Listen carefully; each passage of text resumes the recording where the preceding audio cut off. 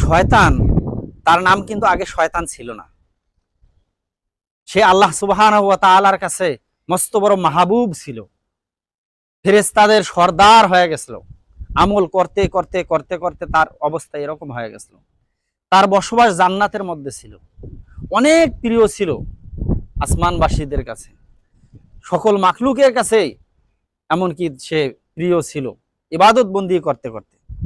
কিন্তু সে অভিশপ্ত হলো কেন? তার নাম এরকম শয়তান হয়ে গেল কেন? সে এরকম জাহান্নামী হয়ে গেল কেন? তার দুইটা কারণ।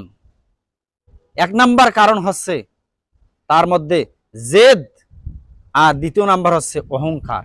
অহংকার যখন তার ভেতরে এসে গেল, তখন তার জিন্দিগির যত ইবাদত বন্দিগি, সকল ইবাদত বন্দিগি ধ্বংস হয়ে গেল।